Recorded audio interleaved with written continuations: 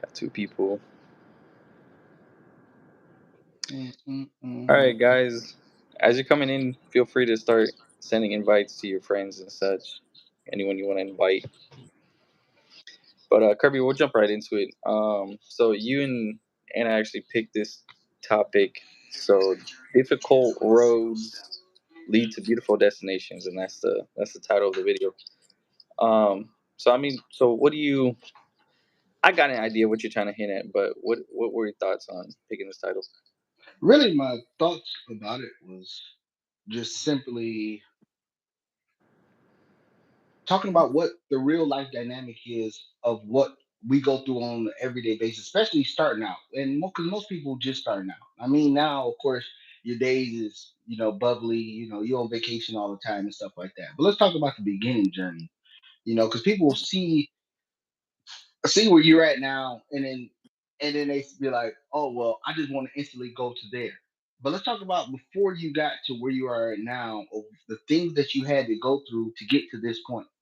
Because I know a lot of people starting off early on, they're going to get roadblocks, because they're used to doing a whole life dynamic in one situation, and then I switch it to something else.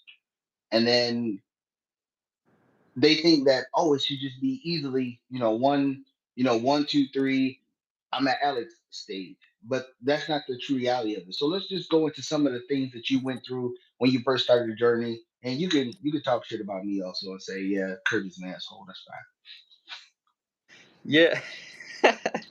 I mean, so I mean, starting off, I mean, and I mentioned in a different live that I started thinking of money maybe differently when I was 16, making that first sale and stuff. It wasn't until 21 when I actually had met you that I would say I got the blueprint. You know, that's how it really felt, was like I was searching for a blueprint. So from 18 to 21, it was really just like saving paychecks. Saving paychecks. I was still selling things online, and I was putting money aside from those sales. But it didn't really feel like I was moving anywhere. And then once I had the blueprint, meeting you, it was like I knew what steps to take now, what direction to go in. And by the time I had met you, I was already watching Dave Ramsey, Graham Stephan, um, videos like that on. I didn't have any debt, so the Dave Ramsey part was fine. But it interested me listening into those people calling in and asking how to better their finances, and I was just trying to improve my finances by hearing other people's stories and what I should avoid, what I could tweak. And the same thing with Graham Stephan. What costs can I cut? You have any other questions though before I keep going? So I see a question right here. Levita Dickinson was asking, "What's the first thing you wanted to know when you was tired of being a brokey?" I think the first thing I wanted to know was like if we're just talking about like a specific investment, was like stocks, and it was really because of Tim Sykes. I just saw Tim Sykes, and I like see his pictures, and he'd be in Bali or he'd be in Switzerland, and he just had a laptop and he's making money doing that. He's just traveling, trading, and stuff. And so that kind of freedom really was attractive to me. I even went as far as to apply for his course and had the phone call and everything with his one of his reps. I don't know who, but it was gonna cost like $10,000, $11,000 to get started, and I had the money, but it was everything I had. And at that time, I had also heard about you from our mutual friend, and wait, I was like, man, I was like, I at least know one person. I was like, let me see if I could still get in contact with them. And I was like, so I told the rep, I was like, man, I don't know, because also, it was like the worry of like, is this a scam or whatever? It probably wouldn't have been a scam because Tim Sykes at this point is really reputable, but I didn't know where I was in that position. So and it was like all in. So I will admit I did not take the course. I backed away from it. Probably a good thing because it's penny stocks. So I mean, penny stocks are a lot different than what we talk about. Well, yeah, I mean, I'm gonna go on the limb and say it probably was a scam. You said it probably wasn't a scam. It was a scam because he's and I'm not just focusing on Tim Sykes. What they're doing is they're leveraging, you know, the fact that they got lucky on something, and then trying to leverage the other people to think that they're going to get lucky on something. I mean, you've been in around the market a long enough time to know now that penny stocks are not. They're not. They're not based on really nothing. It's just Yeah, about getting demand and things like that. So if you're just gonna stick to penny stocks, then yeah, what the end result of that will be. and they use their students to pump the stocks and such. So Right, right, yeah. So so going on with that, I got another question for you. Another question because, like I said, most people that's viewing they're starting out. They're not where you're at. So what was it like on the family dynamic side? What was the things that you had to change? I mean, everybody knows. Well, everybody don't know, but I'll tell them today. Alex, he's a big family man and things like that. So when it came to financials and family, what was that like? my Especially when you family, made the switch and then after you met me. So you got to bring that part in there too. yeah, no one in my family does anything remotely similar to what I do. Um, there's like one uh person, like my mother's uncle, but I wasn't close to him at all, and he lived in Puerto Rico, so I didn't even talk to him. I would just see him at some gatherings or whatever occasionally. But first, once I started to get more income and started to become better financially, I definitely got those questions in the beginning, asking for help or um, nothing huge, but it was kind of just like I was looked at like, hey, you can afford a couple $100, can you spare it? Or if birthdays came up, if holidays came up, I would be asked to give, to get a gift or to give money for the person. And then I was like, well, wait a minute. Like, I got how many cousins? Like, are they getting this person anything? Like, why am I the only one being asked? And so eventually it was just like I started to pull away from family in that aspect. And it was different though, because what helped me, I think, be able to say no to family was the realization that I'm the one that's actually putting in the work, and I've offered them to teach them, and they didn't want to learn. They just wanted to keep me in their back pocket, I guess. Right, and that's something that it's funny that you say that you realize that you doing the work, and I say that all the time, and then of course people think I'm an asshole, which fine, I'm cool with that, but I remember growing up, and then the family members and people saying we supposed to be close. And then I always say, and they always ask me about you, and they say Alex. He's like, "Oh, Alex, that young guy." And I said, "Yeah." I was like, "The Alex to make sure my legacy stay intact."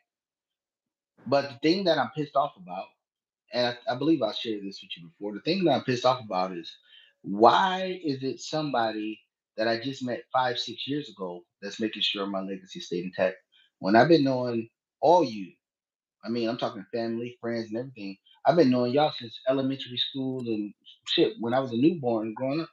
Why am I depending on, let's call it a stranger, to make sure my legacy intact? How is it that somebody that I just meet 6 years ago got more faith in me that I can direct their life to financial success, and the people that I grew up with had no fucking clue, or don't? It ain't they didn't have a clue. They had a clue. They just didn't want to go through the go through the journey. And that's Right. one of the things that amazes me. And then I sit there, and I'm not gonna lie, I get pissed off about it. And I'm not getting pissed off because, oh, I'm depending on Alex to make sure my legacy, if something happened to me and the wife or whatever, that you make sure my kids and everything's taken care of. I'm not pissed off at that. I'm pissed off at why isn't other people that grew up with me. it's some people that I just lost touch with, or fuck that. They lost touch with me because I was always available. They never reached out to me, just like I didn't reach out to them. But I had an excuse. I was actually going to fight wars and all this other crazy madness. They were just on the block chilling. So they never reached out to me either. So it was that was one of the things that I'm just sitting there looking like. But people knew what I was doing, especially I was posting on Facebook early on, and then when COVID started, and then everybody got crazy, I just got off of social media in general. But why is it the fact that why is it you? Why is it you? I'm depending on you, and there's people that's been in my life the whole time that they didn't have faith in me. That somebody who I just met just by random. I mean, I know you called me when I was in Afghanistan, and I was like, hey kid, look, call me back when you get older. Yeah. But besides that, but you was the one that stayed persistent and stayed focused, and those are the things that everybody on the outside world don't get.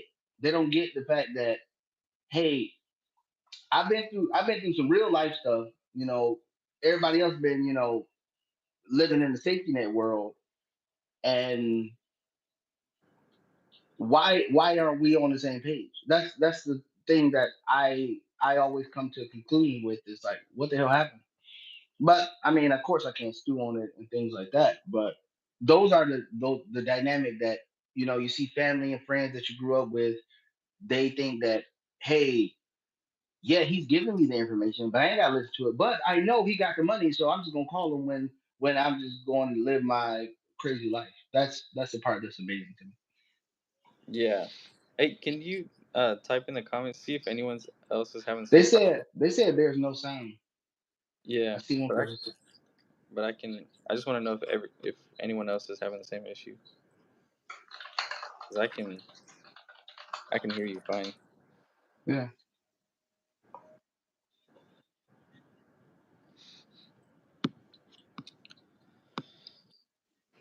yeah. Okay, Everybody, I cool. think I think Anthony Howes is on mute. All right, cool, cool. Okay, all right, go ahead, keep going. You Yeah. good? So yeah. I mean, I don't know. I think it just depends on. I mean, that's an interesting way to look at it. Because it's true. These people have had the opportunity for more years than I have. I mean, even the mutual friend that we Mm-hmm. both know. Mm-hmm. And I think it just comes down to what does someone desire in life. And I mean, for me to find an answer at that time, like to find a blueprint, like it was like when I graduated, and they were like, "Yeah, now you got to work till you're 65." I was like, "That's a nightmare. I gotta get out of this." So I was searching for anything to get out of that um, idea of where I had to be dependent on someone. I think that was the scariest thing. Uh, and Robert Kiyosaki talked about it. The biggest risk is having to work a 9 to 5, because you're depending on that company, that institution, to take care of you and your family. Because they let you go, what do you have? So, and it's not to say not to work a job. It's just what the direction I used, that you used, was leverage the company, leverage the wages that you make into your turning it into your own investments that can produce you your own income. So, um, but to get out of that, uh, I guess you would call it that rat race or whatever, that maze, was like the biggest goal for me to accomplish. Get out of that.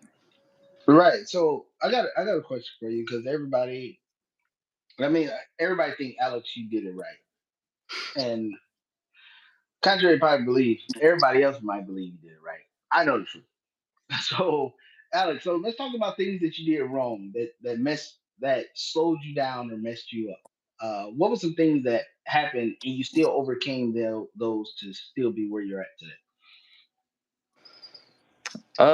I would say in the beginning, emotions was probably one of the biggest ones that I had to overcome. All emotions, really. I mean, and it's not to say I don't have emotions. It's just like controlling it in when money is on the line. whether it's fear, whether it's greed, whether it's anger, all controlling all of those emotions.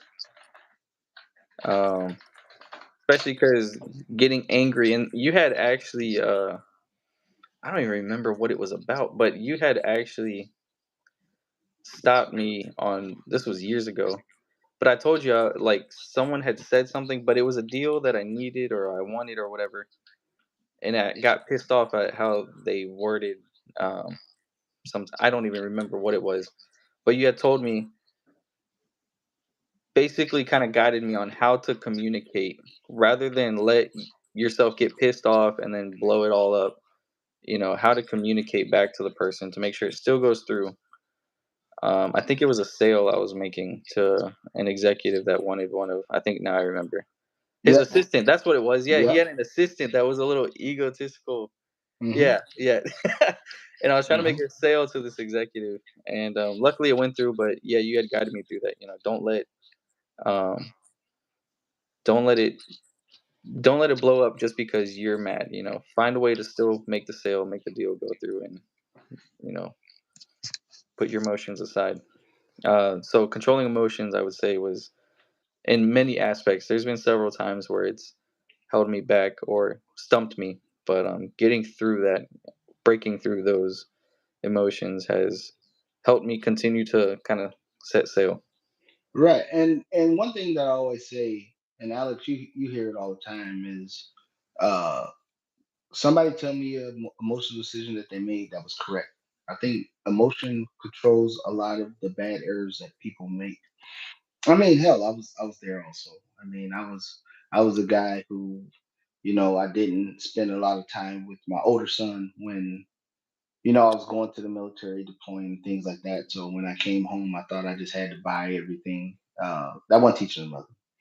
Uh, my son, especially when he got to the adolescent age, he thought he was from the hood, and he don't know what the hood looks like. So, I mean, we all made errors. We all made some mistakes. I mean, I've talked ad nauseum about how I get out the military thinking about, all right, I'm about to be the next poker pro, the next Dame the ground, the next Phil Ivy, that I was going to be able to gamble my way to financial freedom.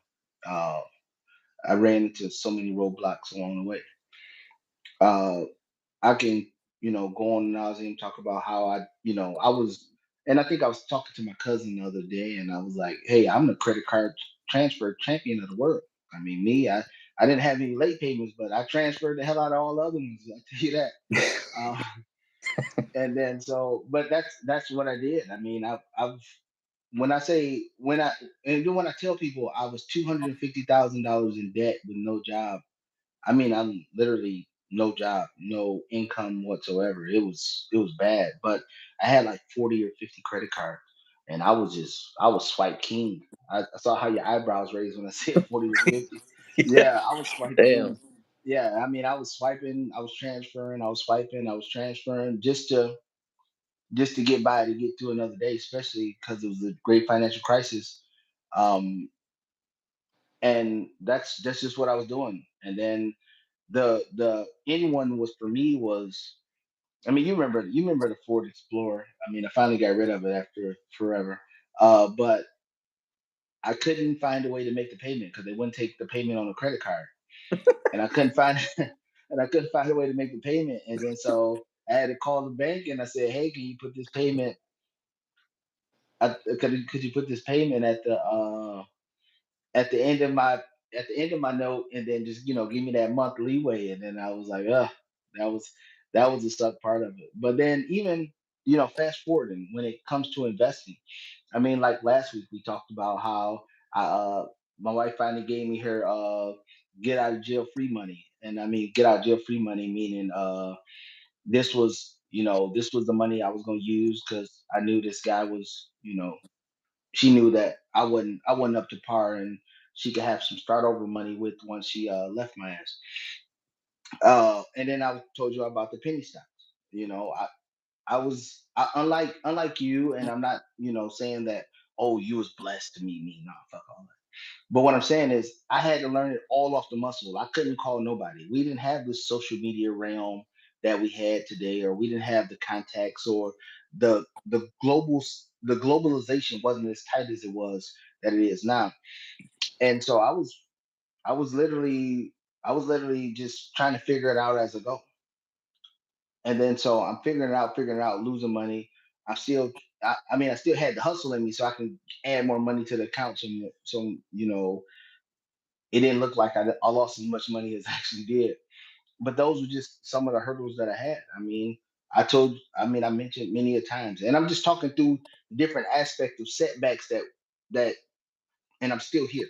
So the different setbacks of, I always tell you, Alex, that me and Apple, the stock Apple, now Apple done went up like 7,000 trillion%, but I can't ever get a percentage of it because every time I get into Apple, something crazy happens.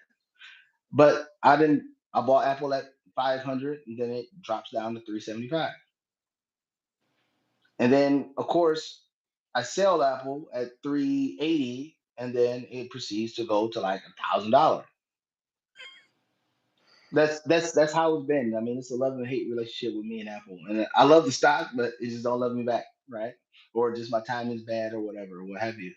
And but those are just the different dynamics and things that go on out there. And then, like Levita said, I think a big part of it is bad habits. I myself thought I could help people. I mean, that's a true statement. Helping people, it sounds good, and I remember talking to my mom, and she don't remember this because I be lying to people, telling them everybody she got dementia, just so they can leave her the hell alone. But anyway, or not leave her alone, just so they can call her. But I was 12 years old. I was 12 years old, and then I just had a question. I didn't know what the hell. I was 12, 13, and and and then so she was talking, and it happened to be about June or July time. And then, my mom was always transparent about the bills. And then, I was like, "What's this?" And then she's like, "Well, I got to pay this back for Christmas." Now we in July. You paying back for Christmas for the year before. And then I'm like, "Wait, so you pay back all year for last Christmas, and then do it again next Christmas?" And then she said the word, "You have to do what you have to do." That resonated with me. I didn't know the answer, but I know that was the wrong answer. And then I said, then I was done. I think I was 13. And I was like, I'm done with Christmas. That's what made me done. Everybody think it's religion. Everybody think it's, maybe because my wife's Muslim. No, it has nothing to do with that. It comes from a simple fact of, if you have to borrow money and then pay it back for the whole year to do it again, you're never going to get out of the rat race. Again, I was 12 years old, 13 years old. I had no damn clue on what the hell I was talking. I just knew it sounded wrong. I didn't know the answer. I just knew it sounded wrong. And then that's what was the thing that stopped. And then it just went on from there. And then, like, my mom does has a propensity to always help people. And it was a culture shock to her. And I'll be honest, it was a culture shock to her when she moved here to Florida. I mean, I don't know if she thought that, hey, I was over here being like Adolf or somebody, just controlling what everybody do or whatnot. But it was just, I only reciprocate what people do for me. And for that, I'm saying is, people only love you as much as they can use you. If you want to know how much people love you, just say no. Just say no one time. And I guarantee you, it'll eliminate 99% of your problems in your life. You tell them no. Now, it don't matter the 99 things you've done for them. The one time you say no, they will only remember the one time you said no. And then look at it. My mom's been here 3 years. She's been here 3 years. I remember when she got here, like 2 or 3 months after she got here, she had emergency surgery. I remember the phone calls coming in to my phone and her phone because I had both phones, and it was, "Hey, I'm about to come see you. I'm about to come see you." We still waiting on people to show up. We still waiting on people to show up. And if they listening, I don't care. I'm speaking the truth. I, they was waiting on people to show up. But now, because she didn't have it like she had it back in her working days, now magically she's not the one that everybody wants to be around. People only use you as much as they. People only love you as much as they can use you, and that's just how it matriculated and happened. Uh, we got some more out there. I think J0309. What were some of the stocks you got in first? Oh God. What things do you recommend new people to look at and pick their Hey, stocks? Sponge Alex, that's Tech, you. man. All right. Hey, So, tell them about Sponge Tech. all right. Spun That's, Stack was a Spun, Spun, Spun Stack was a penny stock. I'm sorry. Spun Stack was a penny stock, and I got crushed by it. I'm not gonna lie. I put every damn dollar I had into it, and I lost a crap ton. I'm just gonna be honest. And then so that was one thing that I got into that was terrible. But my first stock I ever got into was Merck. But of course, I'm thinking, I'm looking at the message boards. I'm seeing people making 200, 300%, and my little 2%, it wasn't adding up. So I was like, I got to get more risk in my life. And so I messed that up. Some other stocks that I got into, MGM, Merck. I mean, when I tell y'all these prices, y'all gonna cuss me out because y'all gonna be like, look at the price today. I saw BX. BX is a symbol. I was just only talking symbols, but it's Blackstone. But BX, I saw that BX at $8.03. BX is like 163 or yeah, $170 now. MGM, I saw MGM at like 172. I saw Las Vegas Sands at $3.40. I saw I saw Ford at $2. It's some of the big names out there. American Express, I saw American Express at $9. Uh, yeah, so but I'm in them, and then so it'll go up a little bit because we in the volatility of the market of '09. I didn't know what the hell was going on. So it'll go up a little bit, then come down, and I would sell it for a loss because I'm like, oh my god, I don't want to go to zero. So when I talk to a lot of these new investors when they come into the Discord and things like that, I'm talking from the experience that I know exactly what they're feeling like. Is I understand that, oh, the stock's up. I want to be greedy and let it ride, and then when it goes negative, I'm like, oh my god, I don't want to lose the rest of my money. I understand what that's like because I was there.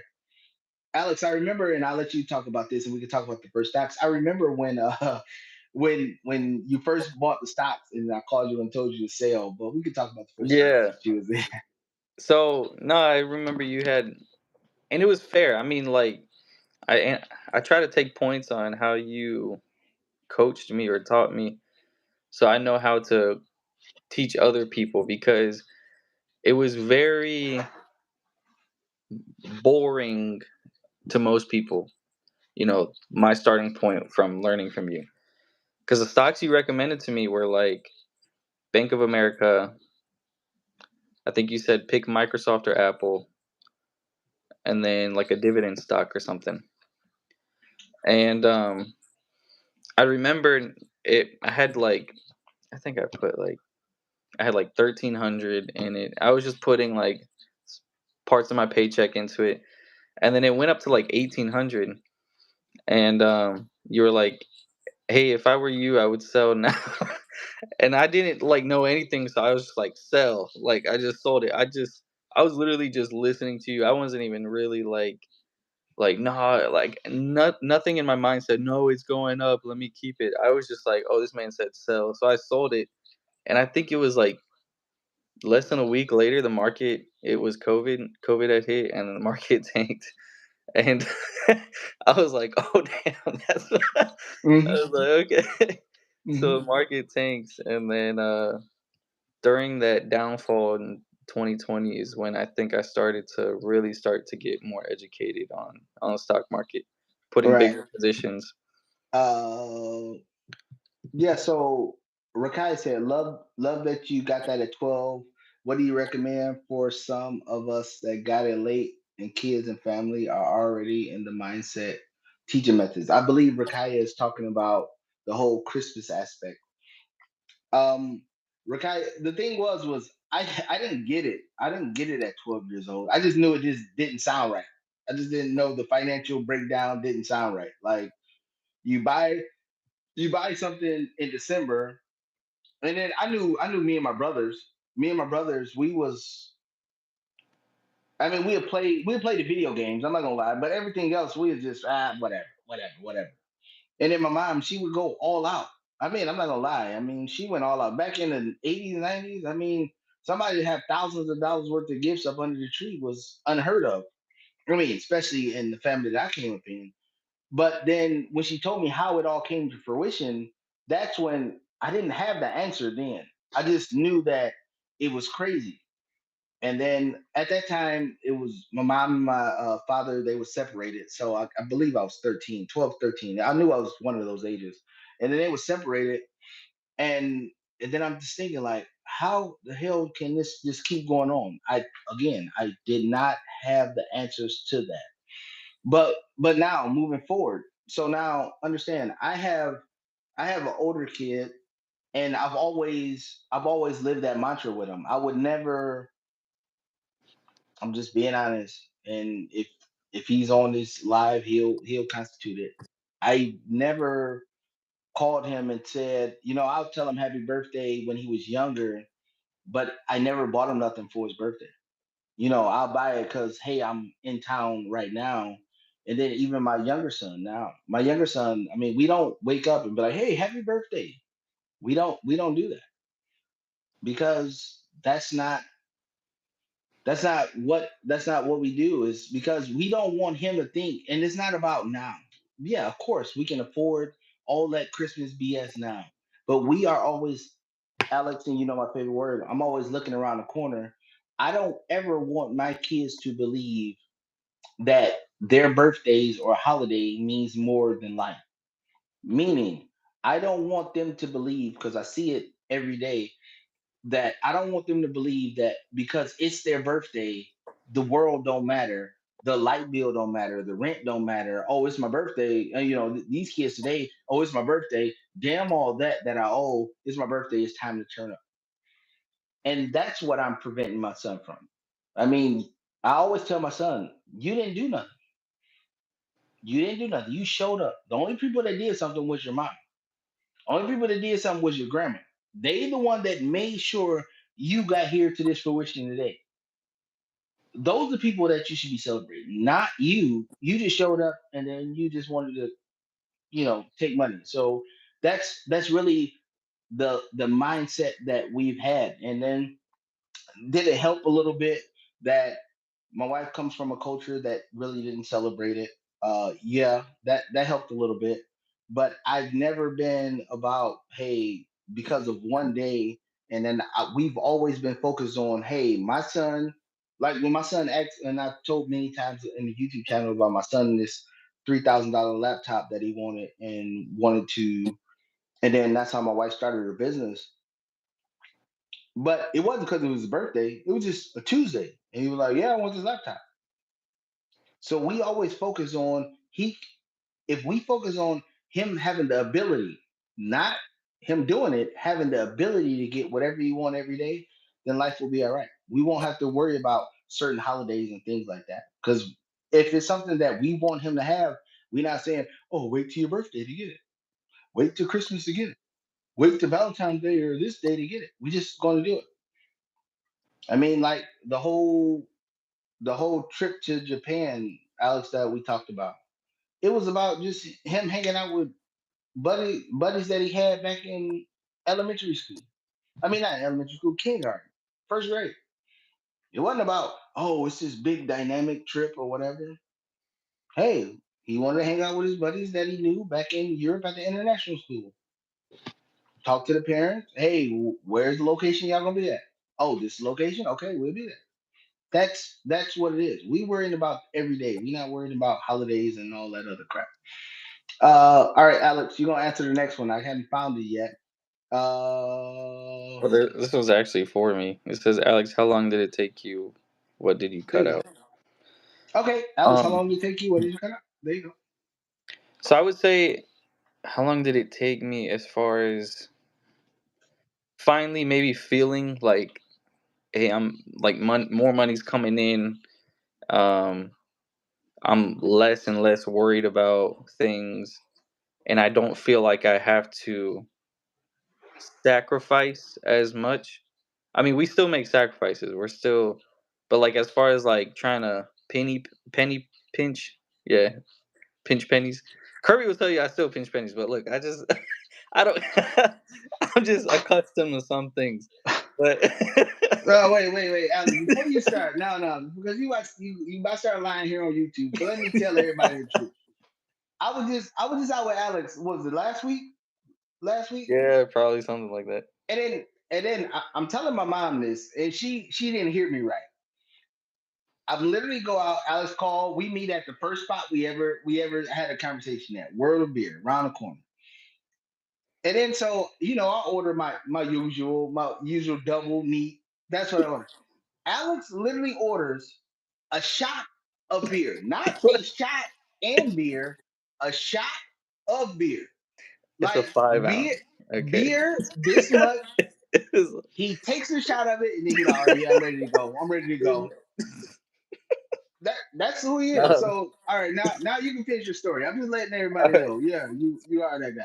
It took about 4 years to give the answer. About 4 years. So I'm on the fifth year, I would say. About year four, I had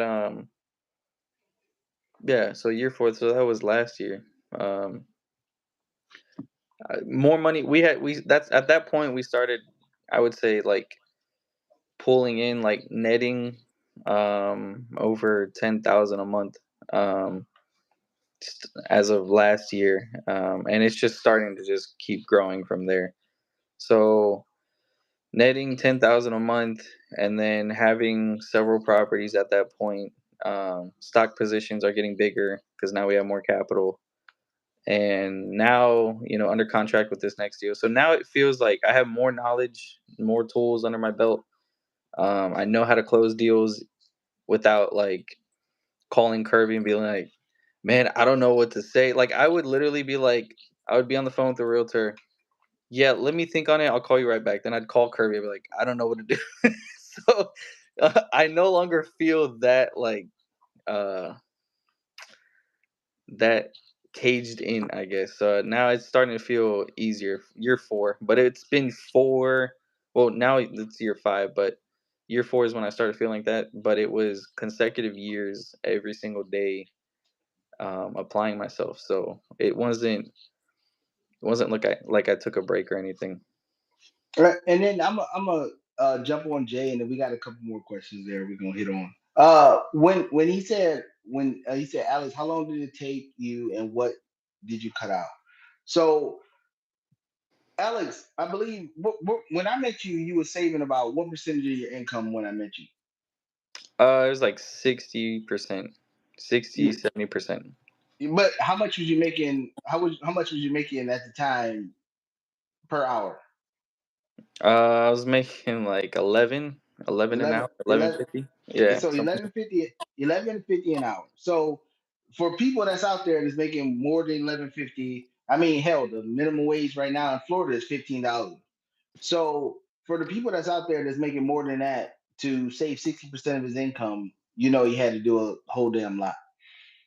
And and so Alex, I love your first car. I don't like your new car you have. I love the first car you have. So when you talk about cutting out things, um, let's talk about that first car. Tell me about what happened when you hit that side mirror. What you end up doing right there to fix that situation? Man, that sucks. So I was backing out of my garage and just totally just backed out and then hit the side mirror on like the wall, and it just ripped right off the car. And I drove to work like that, and then I bought a side mirror for like $29 on Amazon, and I just put it on myself, and it Uh, was not matching the color, nothing. I was All like, right, so now I'm gonna tell the truth. He lying. He didn't. He got one of those face mirrors. He got one of those face no, mirrors. Don't no, you I know the didn't. women have? He got the face mirrors that the women have, and he just taped it to the side of the damn car. That's the truth. All right, so No, I'm just letting you know. But the thing is, your first car was what? You paid like $3,000. You got it. it was Uh, like 4,000. yeah, four Yeah, thousand dollars, and you rode it till the wheels fell off. Am I correct? yeah. Yeah. I didn't want to, but like I didn't want to let it go because it got me so many places. But it was just thing after thing, just breaking down on it. All right, so we got some jokes in here. So, but hold on, let me get some more questions on there. What was some thing? So, some things that you did. So, Alex, what were some things that you did to win?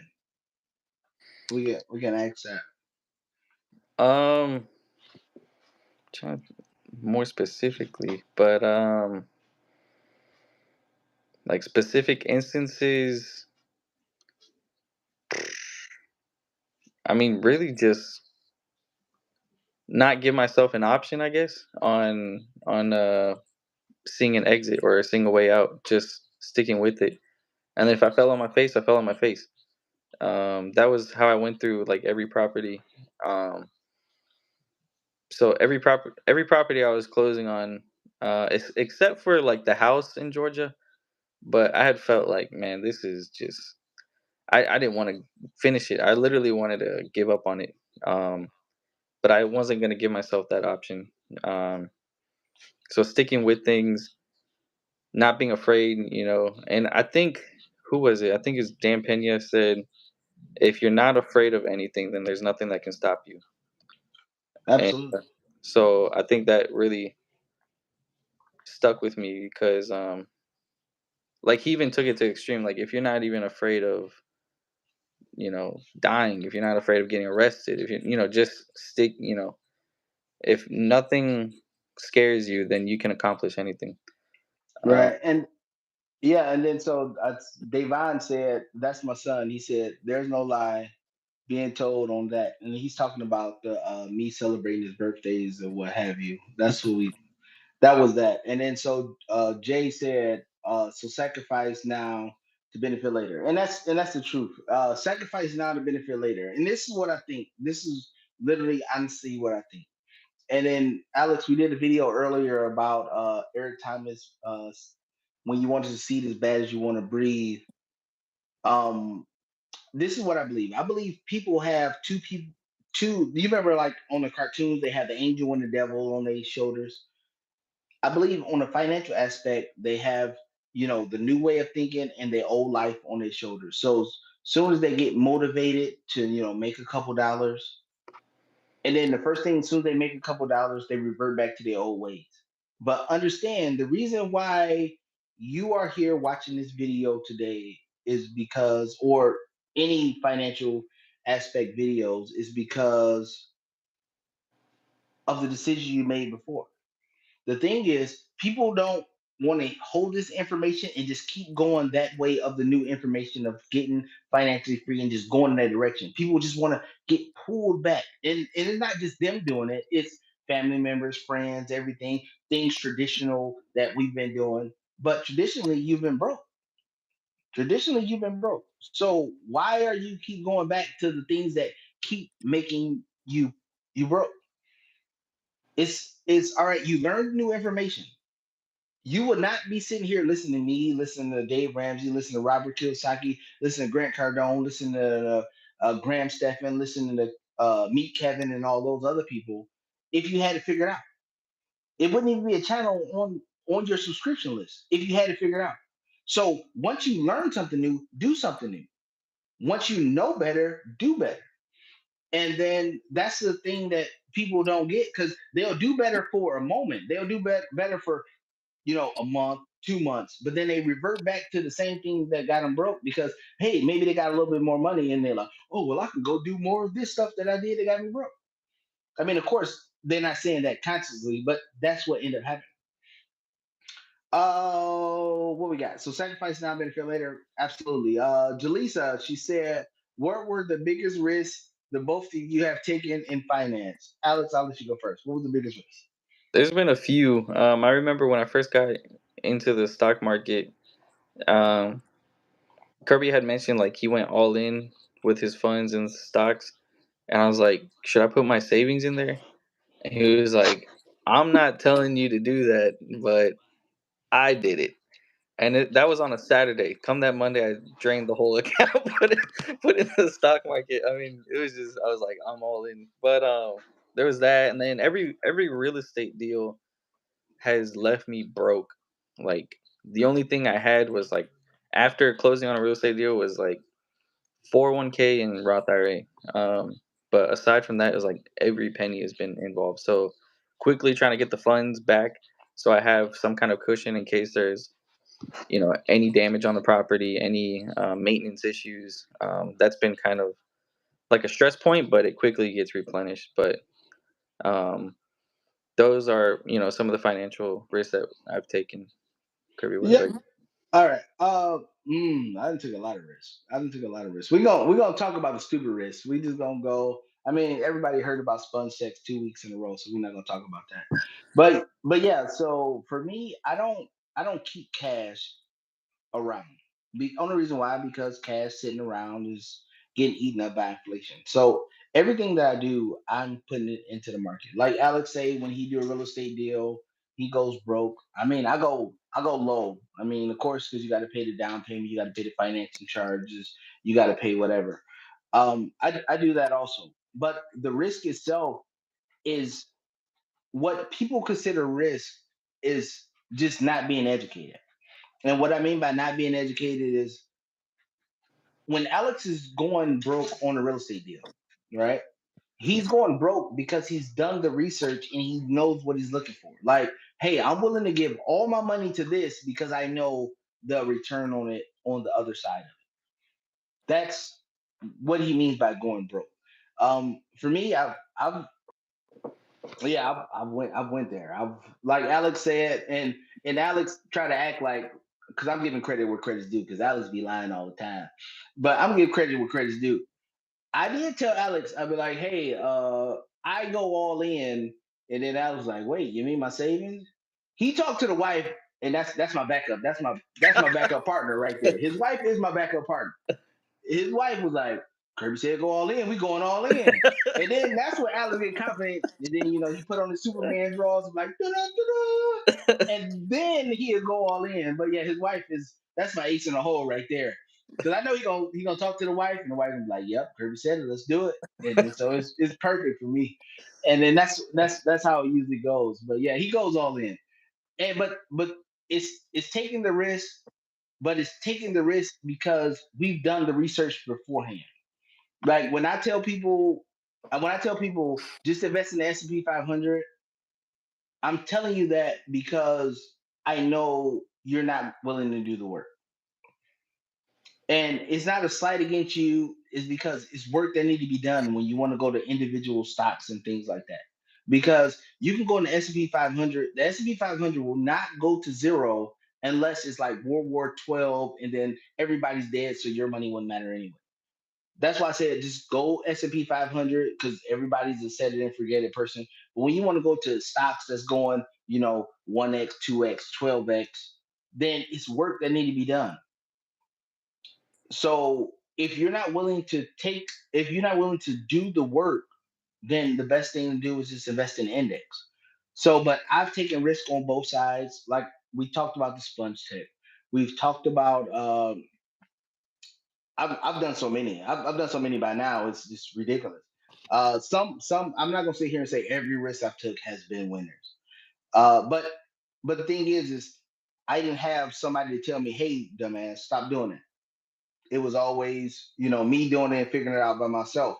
And then, but now it's more, hey, I'm taking the risk on something. I know what it is. I'm good. I'm willing to hold it for the long term, and then we just go on about life.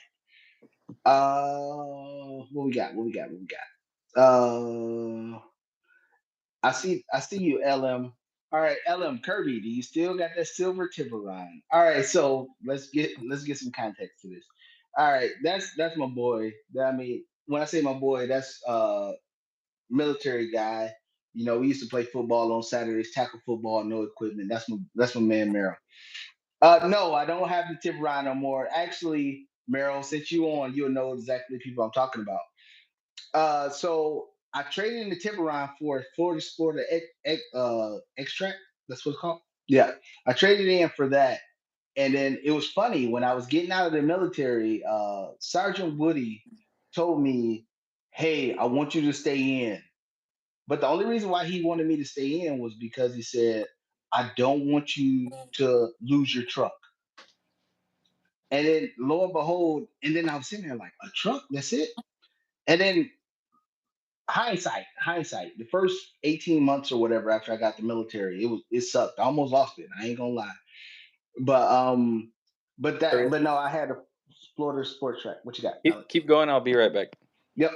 And then I had a Ford Explorer Sport Track, and I had that one for about 15, 16 years. And then I don't drive. I'm not gonna. I'm be honest. I hate driving. I don't like to drive, and it was just sitting in the driveway, especially when my family was in Europe. And then I looked out one day and I seen the tires was getting low because I haven't driven it in forever. And then that's when I decided to give it to somebody who needed it way more than I did. And I gave away that car, and then months later, then I just bought another car. But I done had that car for 4 or 5 years, and I think I put like 30, 40,000 miles on it in that time frame. So no, I don't have the Tiburon no more. But speaking of the Tiburon, I ghettoed the hell out of that car. I put the house floodlights on there because it was all messed up. Yeah, so but no, I don't have the Tiburon no more. Mm, You forgot to that tell was me Meryl. Flair in here. So Levita Dickinson, she said, so the more you put in, the more you get out continuously. Go ahead, Alex. So the more you put in, I'm thinking she's saying with that question is the more you put in investing wise, the more you get out continuously. What you got? Yeah, absolutely. And that's with properties. Um, that's with anything. So the good thing too is like with real estate, it doesn't have to be necessarily the property, but the more units you have, the more income comes in. Um, so having that cash flow amount increase every single unit you get, you really start to see the numbers add up, especially as you continue to acquire deals. The For the stock market, the more capital you have, the more you pull in. So like if you have $10,000 in your account, if you make 10% in that year, you're making 1,000. If you have 100 grand, 10% of that 100 grand is 10,000, and those numbers just start to compound, and you really start to see more growth, especially as capital grows. I think because, like you said, Kirby, too, like your swings in a day can be $20,000, so or more. So I mean, once you get to those bigger numbers, your ups and downs are a lot heavier than those beginning stages. Yeah, the continuously putting in money, continuously putting in money, and I'm always be a proponent is put in as much. I say put in as much as till it hurts, and when I say put in as much as till it hurts, is you'll figure out a way to pay for the necessities. Maybe it's keep the damn lights off. Maybe it's to turn the AC unit up. Maybe it's to stop going there and buying stupid stuff like oh, let me just go trade in my car because I'm tired of making payments and I want a better car. It's just a car. It's it's only gonna get you from point A to point B. If you feel in a world where you have to feel like that, oh, I gotta show people that hey, I got a new job, I got a new position, so I gotta have a car to represent it, then shame on you. But I'm gonna tell you one thing for sure, two things for certain. And we always say this thing that millionaire, we always throw that thing around. And Alex, you always say, oh, Kirby's a multimillionaire. Let's get it straight. My wife's a multimillionaire. Me, I'm just a worker. That's all I am. That's all I am. I don't care. I really don't care about the money. And then, but the reason why I can sit there and comfortably say my wife's a millionaire, multimillionaire, and I don't care about the money because I know my wife ain't gonna spend a damn dime. She won't spend a dime. I remember giving my wife a check for $100,000, and 6 months later, I was like, "Hey, what you ever do with that money?" She was like, "Hell no, I put that in the money market account and get some extra interest." Oh no, no, hell no, we gonna do something else. But that's what it is. Me, I only care about the grind. That's it. I don't care about looking cool, and the reason why I don't care about looking cool is because I'm a salute Vanessa Vasquez. I mean, I don't know if she's on here, but I remember coming to a Super Bowl party, and I'm zooted and booted. I'm not gonna lie, I'm zooted and booted. I got I got diamonds on.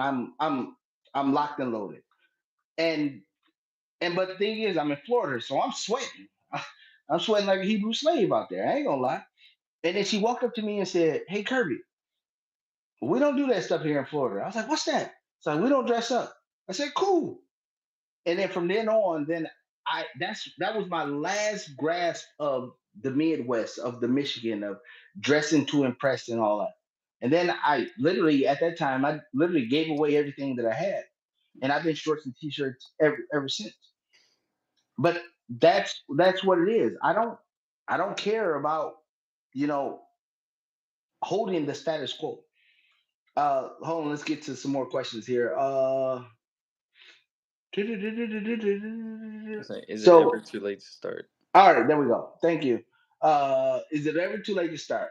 Alex, what you got on that? For me, it's not too late to start for anyone. The problem is the more amount of time that you allow to pass, the more accustomed you've become in your daily habits and the more habits you've built that are harder to break.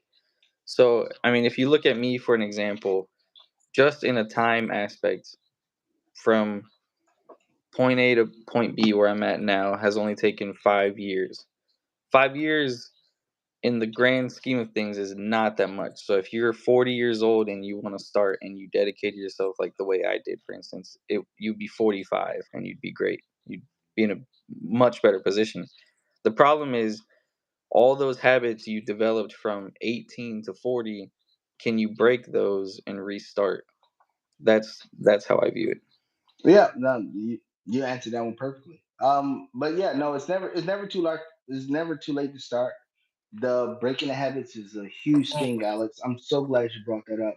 But the key thing is the older you get when you start, you got to be more aggressive. I mean, Alex, honestly, Alex at 19, 20 years old, I forgot when I met him. He could have just did $100 a month in a mutual fund, and then he would have hit $1 million net worth by the time he hit 65. But he didn't want that because he wanted to not be working by the time he hit the age of 30. Alex, how old are you now? 35, 36? I don't know how. 26 days. 20, okay, 25, 25. Sorry.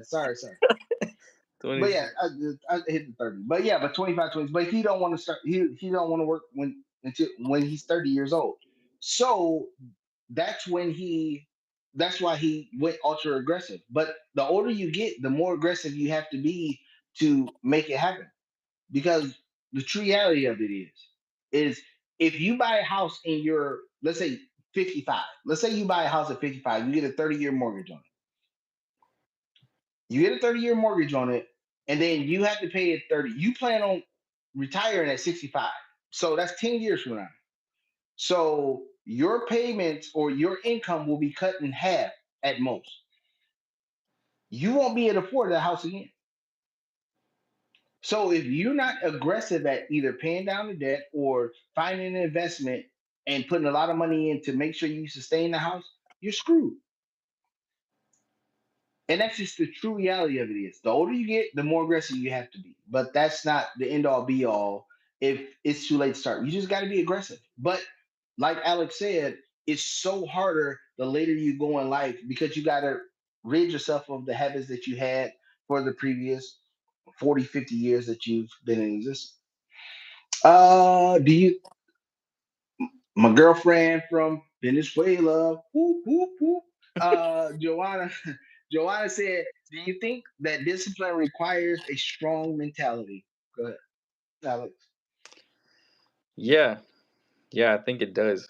Um, I think discipline is one aspect that a lot of people lack. That I think majority of people lack. Um, and we actually just did a video on this, Kirby. But I think beyond discipline, it's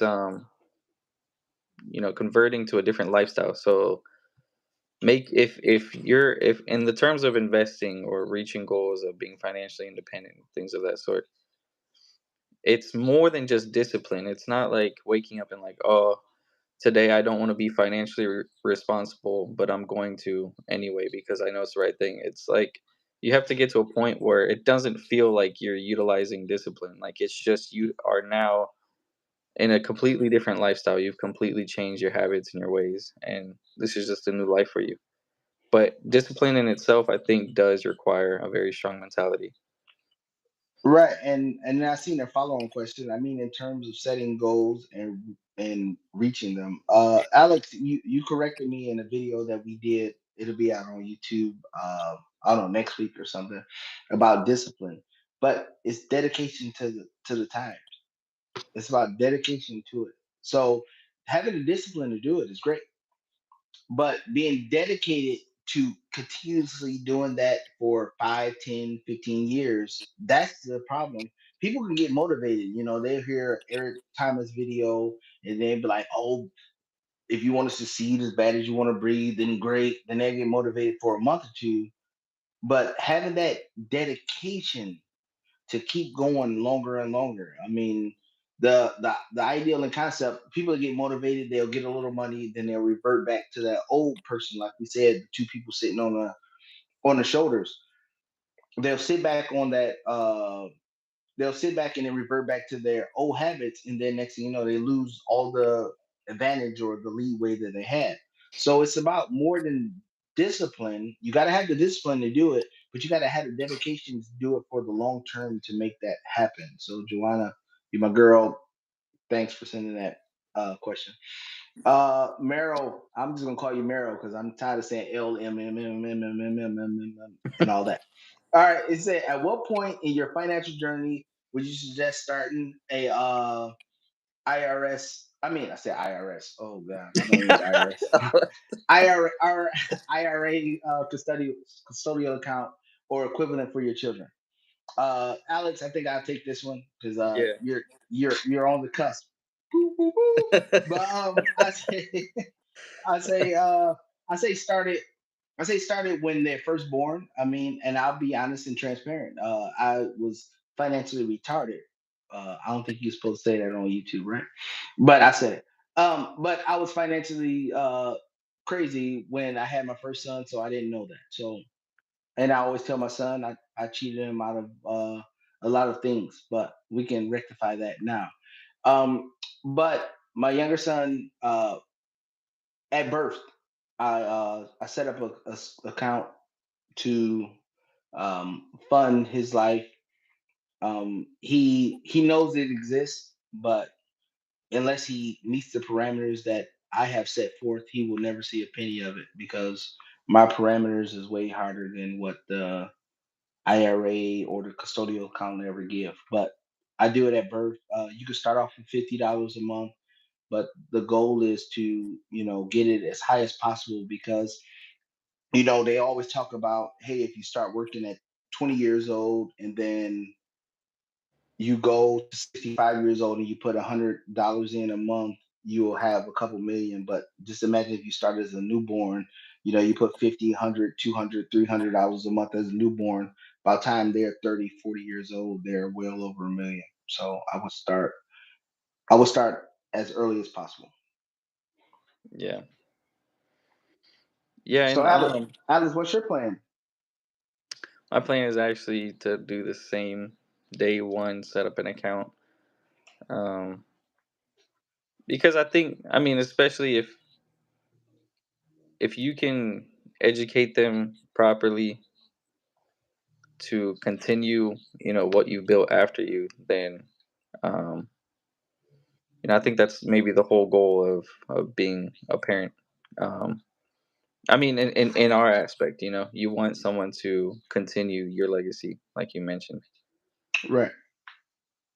And Right. going to Joanna's point too on discipline, I wanted to mention one thing, like how we had talked about in the previous. Well, it'll be out on YouTube. The video that we did on discipline. Um, that motivation, the how if you're motivated from excitement, that quickly dwindles off, but being motivated from being frustrated with your situation, I think, is the best kind of motivation to then turn into discipline. Um, I mean, you hear it with the people on Dave Ramsey and stuff. They get sick and tired of being sick and tired. So it's got to come from the core. It can't just be like you watched the video and you got inspired or something. Right, and you're 100% correct. I mean, for me, in my situation, I was sick and tired of being sick and tired. I was sick and tired of doing balance transfer from credit cards. I was still sick and tired of that. But that was the dynamic, and that was the changes. I was just sick and tired of just sitting there and doing the same thing over and over again, over and over again. And I'm sitting there like, what the hell? What the hell am I gonna do? And then it was just like, that eureka moment. I mean, just by the luck, it was me going down. Instead of going down 35, I went down the alternate road back down to San Antonio, and then I found the Dave Ramsey. Um, but that is the key, is like, you get sick and tired of being sick and tired. That's my motivation. That's still my motivation today. Like, Alex, and he brings it up often, which I don't care. That's fine. Alex brings up, oh, Kirby's doing this, Kirby's doing that. That's fine. But I'm still that guy. My motivation tactic, my motivation focus is, I'm still that guy that's $250,000 in debt. I'm running so far away from that guy that I feel like he's still around the corner. And that's really how I trick myself mentally. Now I know in the present that I'm not that guy, but I still look at myself as I'm that guy. I know my wife is taken care of. I know my kid is taken care of and all that. But I don't ever look at myself. I mean, I look at them as two separate entities. Is, hey, they fine, but I'm still that guy still running from all that debt that I was in, and I did it to myself. I can't sit here and blame it on somebody and say, "Oh, it's because I help family." No, I did. Every last penny was myself, and that's the key element of it is, and that's the thing that keeps me motivated and dedicated over the long term. I mean, no matter how many dollars I bring in, I'm still looked at. I always look at myself as, I'm that guy that I'm still that guy that's $250,000 in debt, and I can't get my way out of it. So I just keep focusing, grinding, focusing, grinding. I wake up at 3, 5, and 7. Alex, we talked about that in the previous video. I wake up at 3, 5, and 7 in the morning just to make sure that I'm on top of everything, because I don't want to revert back to that guy. Because one thing for sure, two things for certain, I'm never going to crawl back to Detroit. That's where I'm from. I'm never going to crawl back to Detroit and say, "Oh, well, I failed. Can somebody help me out?" Me, Alex, I mean, everybody's seen the videos. I talk too much crap to sit there and crawl back to anybody. So that's why I gotta sit there. That's why I gotta sit there and be like, "Oh, no, no, no, no. I'm gonna stay focused, because I know I can't go back. Because I already know everybody gonna be capping like, oh yeah, you were saying this, but you back in Detroit. No, no, hell no. You ain't gonna get me. No way in hell. No way in hell. Well, looks like we ran out of comments. We can end it there if you want. Yep, that's cool. But thanks everybody for the questions. If anybody got any more questions, we'll sit around uh for about another minute or so. But besides that, Alex, if you got something else. Now we'll end it there, guys. This video will be posted, so share it around. But with that being said, we'll see you guys next Saturday at 12 p.m. Eastern time. All right.